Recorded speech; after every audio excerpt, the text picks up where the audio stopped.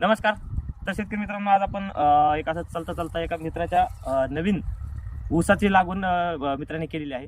खास म्हणजेच मोसंबी इथे मोसंबी असताना मोसंबी काढून मोसंबीचे पीक काढून टाकून ऊस केलेला आहे. परंतु आजचा हा जो काही व्हिडिओ आपण बनवत आहोत, तो व्हिडिओ फक्त यासाठी बनवत आहोत की यांनी जी काही मोसंबी काढून ऊसाची लागवड केलेली आहे, तर ही फक्त ऊसाची लागवड नाही, ही जी काही पद्धत आहे आमच्या भागामध्ये एकदम वेगळ्या प्रकारे पद्धत आहे.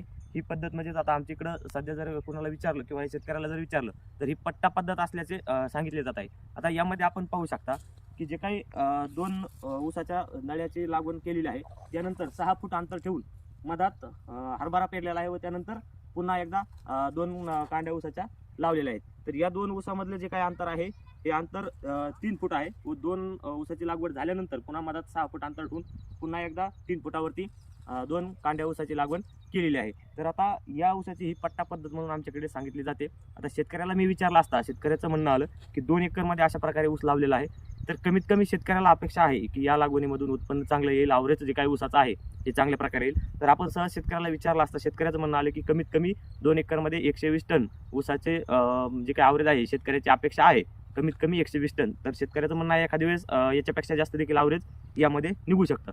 आता ही जी काही पद्धत आहे ही आमच्याकडे एकदम नवीन आहे. मी देखील फर्स्ट टाइम ही ऊसाची पद्धत पाहिलेली आहे. तुमच्या इकडे, तुमच्या जिल्ह्यामध्ये, तुमच्या तालुक्यामध्ये किंवा तुमच्या आसपास कुठे ही पद्धत असेल तर या पद्धतीचे नाव काय आहे व खरंच ही पद्धत शेतकऱ्यांसाठी फायदेशीर आहे का, खरंच शेतकऱ्याचे उत्पन्न या पद्धतीतून वाढते किंवा शेतकऱ्याचे आवरेज वाढते का, याची माहिती जर तुम्हाला असेल तर आम्हाला कमेंट बॉक्समध्ये कमेंट करून नक्की कळवा. किंवा याचे जर काही तोटे असतील किंवा उत्पन्न कमी होईल असे जरी तुम्हाला याच्याबद्दल माहिती असेल तर देखील आम्हाला कमेंट करून नक्की कळवा. व्हिडिओ आवडल्यास व्हिडिओला लाईक करा व कृषी संपदा या चॅनलला सबस्क्राईब आणि फॉलो करायला देखील विसरू नका. धन्यवाद मित्रांनो.